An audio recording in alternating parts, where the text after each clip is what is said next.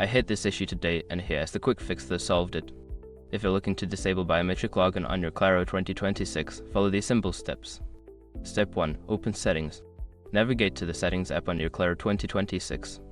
This is usually represented by a gear icon on your home screen or app drawer. Step 2. Select Security. In the Settings menu, scroll down and tap on the Security option. This is where you can manage all security-related features. Step 3. Tap on Biometric Data. Once in the Security menu, look for the Biometric Data section.